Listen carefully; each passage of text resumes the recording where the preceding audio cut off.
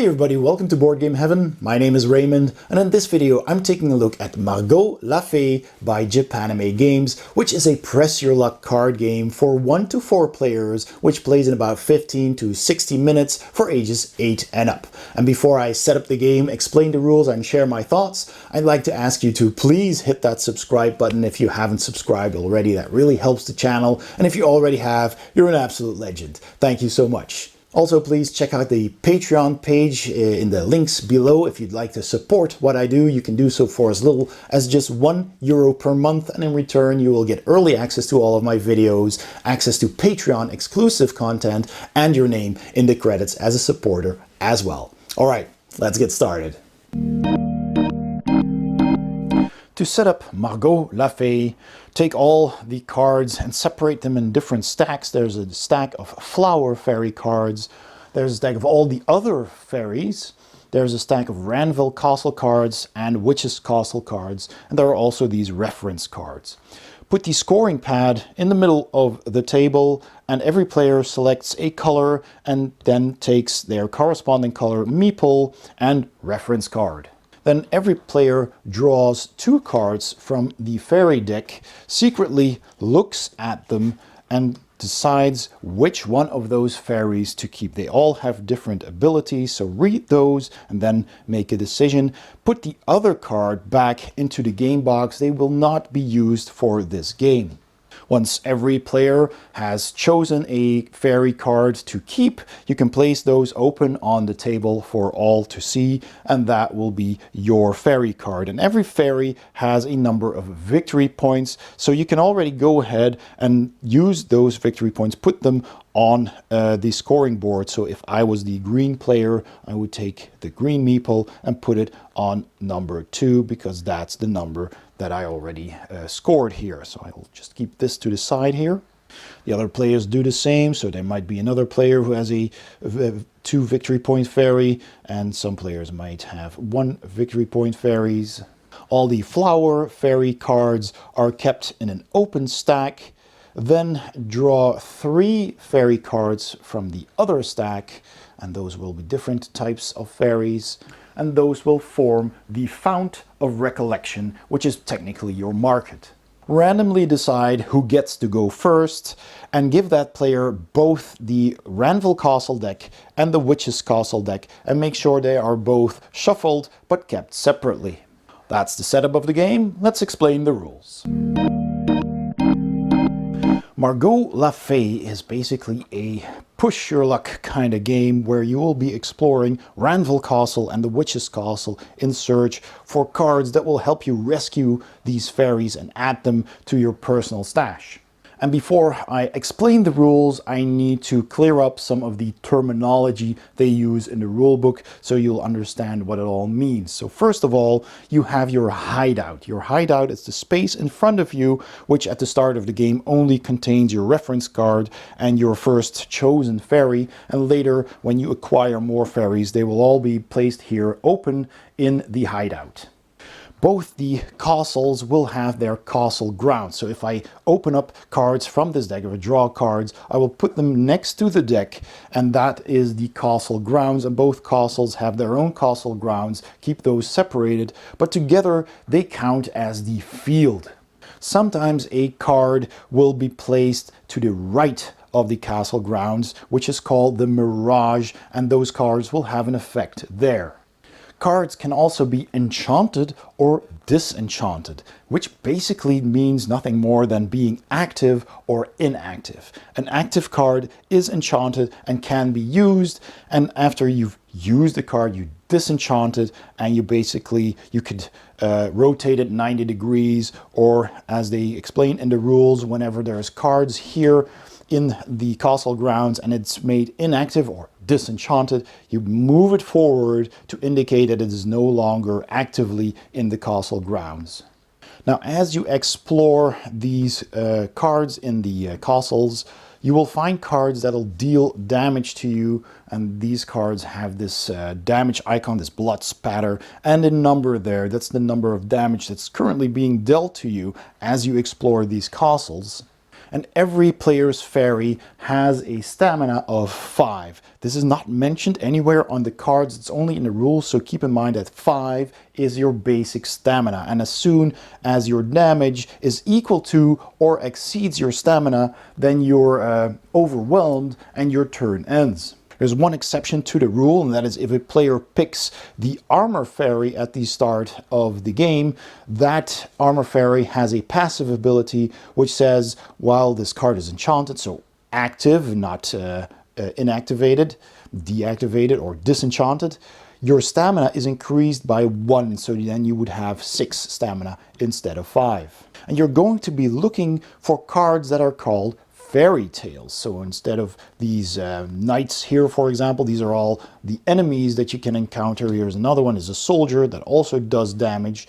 But if I were to continue, there's also cards like this which have not a damage icon but a little colored orb here. This one has a green orb on the left right there. All of those cards are called fairy tales, and you're trying to find the fairy tales in order to rescue the fairies over there, because when you add up all of these colored orbs, you might be able to purchase one of those fairies from the market with the corresponding colors. The gray orb can be any color, so you can always get a flower fairy for 3 colors of any kind. Now, I will explain what you do on your turn in more detail, but whenever you get overwhelmed, so you get 5 or more damage cards, then you need to take 3 steps. The first one is to disenchant 1 enchanted fairy tale in the field, if there are any. So if this was in the field, this is still an active fairy tale card. I disenchant it by just moving it out of line like this. I can also just rotate it if that's easier for you. All the other players gain 1 victory point. So if I was the green player, then all of these players would gain a victory point. And then I would go to the rescue phase, which is the 3rd phase in the game, which basically means you acquire one of the fairies from the font of recollection, which is basically your market. And I will explain how that works in a bit. And that will be the end of your turn. And then you take all of these cards, shuffle them back inside their respective decks, and pass them on to the next player. So how does a turn work exactly? So let's just pretend we didn't play these, and these were all shuffled up, and it's now my turn. First phase is the start of my turn. At the start of your turn, if you have a chariot fairy in your hideout, resolve its passive effect. And the chariot fairies right here has a passive and a forbidden effect, which I will explain in a bit. But the passive effect is basically always active and just resolves whenever the situation occurs, in this case at the start of your turn. So at the start of your turn, draw a card from either castle and place it face up in the mirage. So like I said, the mirage is to the right of the castle ground. So you pick one of the decks, you draw a card and place it on the right. But if no player has the chariot fairy, you simply continue right on to step 2, which is the exploration phase. During your exploration phase, you can do 4 things, and you can repeat some of those things as many times as you want. First of all, the exploring. You can explore by drawing cards, and you can do that multiple times on your turn. You can rest, which means you disenchant any number of wound-inflicting cards in the field, but you may only rest once per turn. You can also use a fairy card. You simply check its effect, and if it applies, then you can use it. And there are 4 different types of effects. And finally, you can retreat, which means that you stop exploring and you end your turn, and you proceed to the rescue phase, which means that you rescue one of those fairies and place it into your own hideout. So let's take a closer look at those 4 types of card effects that exist. So for example, here my compass fairy at the bottom there has an active effect. So the active effect needs to be activated, as the term suggests. And to resolve that, I have to disenchant this card. So after using this ability, I could, tap the card or, move it somehow. That indicates that I've used it and I can't use it again on this turn. We've already seen a passive effect on the Chariot Fairy, but here is another one just to illustrate. This is also a passive effect. This is the Armor Fairy. And this says, while this card is enchanted, your stamina is increased by 1, so you have 6 instead of 5 standard stamina. And you disenchant this card after you rest. So if at some point you feel the need to rest and get rid of those damage cards, those wound cards in the field, then you need to disenchant this card and you're back to 5 stamina. This fairy, this is the Flag Fairy for example, has a restore effect. And that means if there are 8 or more cards in the field, so that is over here in both castle grounds, then you can move this card to one of the castle grounds and treat it as a fairy tale, because as you will notice, it also has an orb here, a color here, so you can use that later to purchase one of those cards.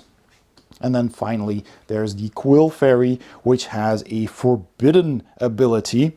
And that says if the total number of cards with 1 damage in the field and the Mirage is 3 or more, you score a victory point. But if you use a forbidden card, you have to move this into the field as well. And as you can see, these deal damage. That's why they're forbidden. So they're a bit risky to use. So let's play one round as an example. So let's say it's my turn. My exploration phase starts. I want to explore. So I'm going to explore Ranvel Castle. There's already 2 damage there, 2 wounds. So I need to be careful, but I'm going to press my luck and explore more.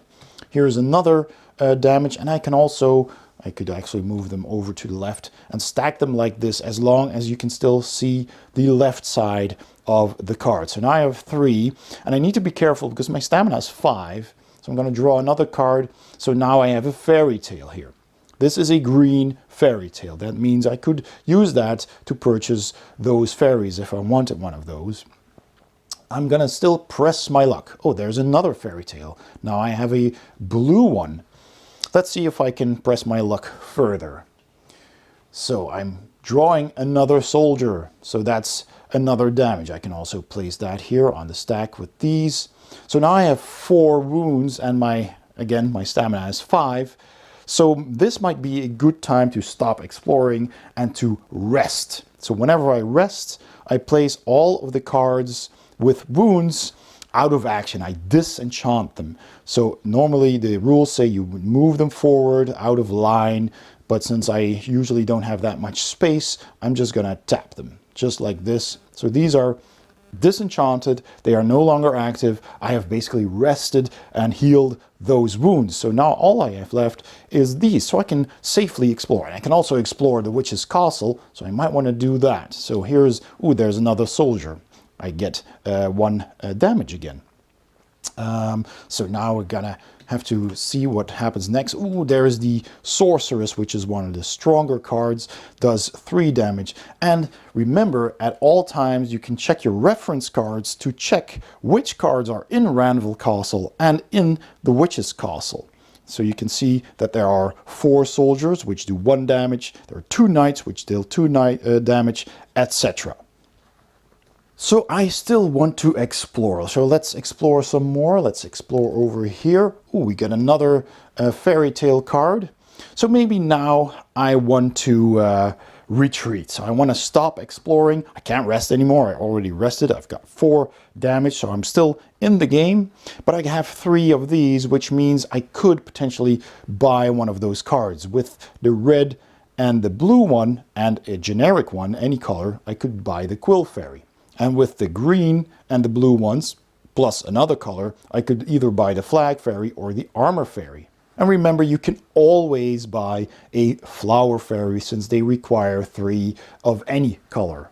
I can always only rescue 1 fairy. So from the entire market, either a Flower Fairy or any of these, always just 1.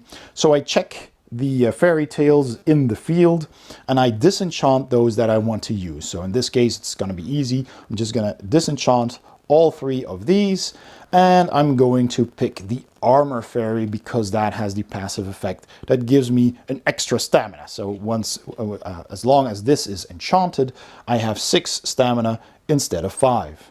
This fairy also has 2 victory points, so that means I take my meeple, and move it 2 victory points forward.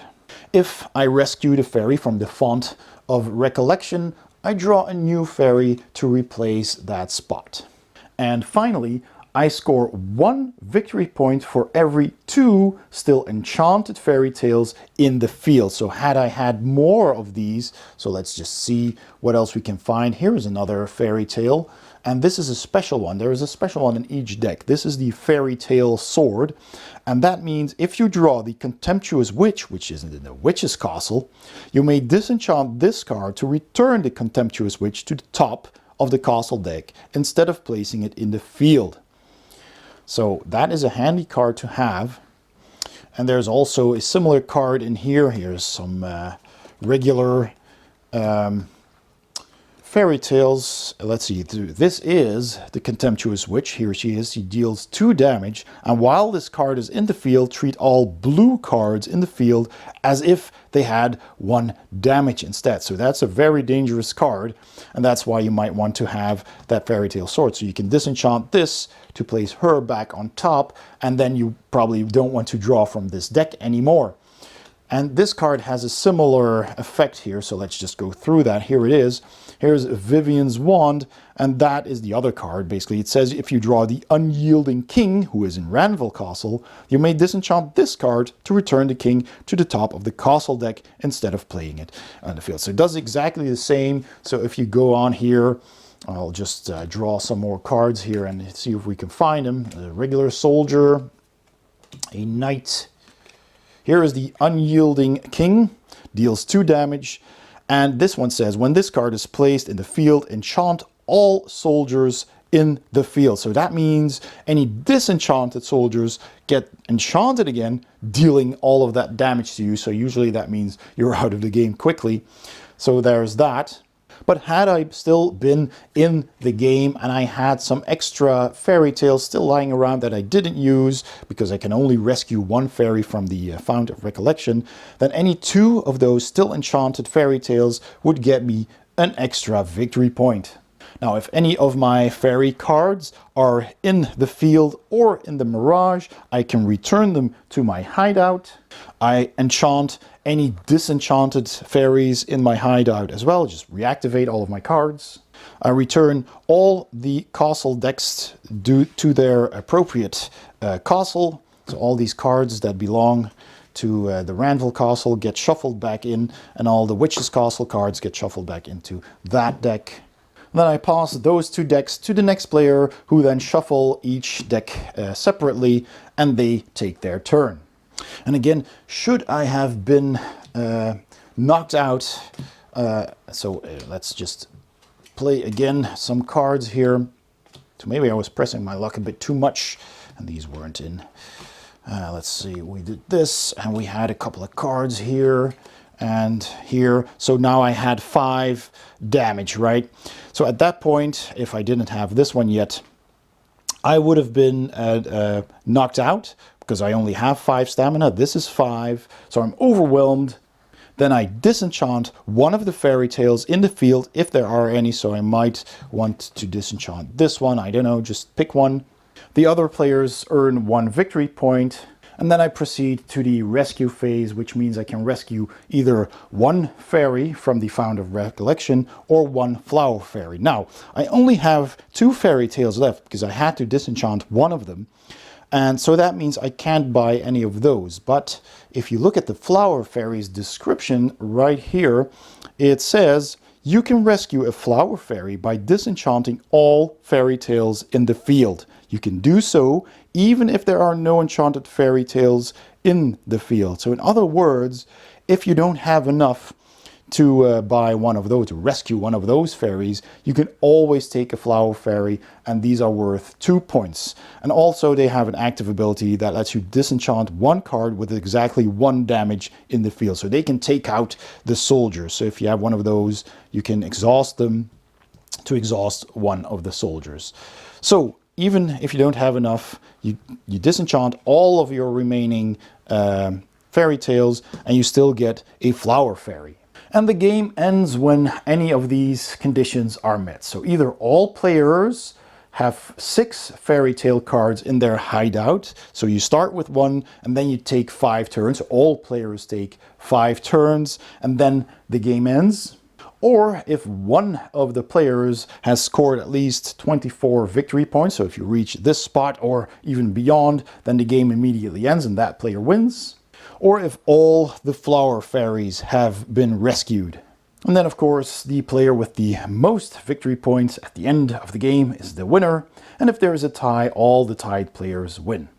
If you're playing a solo game, you win if you score at least 14 points. And after scoring, you can also turn over your summary card and read the epilogue here to see how well you did with these number of victory points. The rulebook has a handy little frequently asked questions page right there, and that is how you play the game. So let's go to my final thoughts. So my final thoughts on Margot La Fée by Japanime Games, who I'd like to thank for sending this over for me to review. Let's start with the components. So all you get are cards, a board for scoring, and some meeples. The cards are of a very good quality. They're nice and thick. They're pretty glossy though, so they do reflect the light quite a lot, and they are a bit slippery when shuffling the cards, but they're nice and thick and very sturdy, and they are printed clearly. I do like all of these nice little fae, these elf meeples, fairies, and they come in 4 different colors, of course, 1 for each player, as well as your overview card, which is very handy. It's good reference to see what is in the deck. If you've drawn a few cards, then you can easily see what's still left and kind of deduce your odds of what you will still draw. Everything also comes in a nice compact box, so that's good. You don't lose any unnecessary space on your shelf. The artwork is lovely. I really like all of these anime style fairies on the cards. I also really like all the enemies, the knights and the soldiers. They have really cool artwork, and all of the other cards. These fairy tales are usually just books or mirrors or stuff from fairy tales, paintings, stuff like that. So that is all very thematic, and I think the art looks absolutely stunning. The theme is fun. I guess the game technically could have had any theme, but the theme works for what it tries to do. You're rescuing these fairies from the lands, and you're trying to go into these castles to get back those fairy tale artifacts, basically, which will make you stronger and help you get those fairies out. And that does work, I guess. Yeah, but it doesn't really matter for the gameplay too much.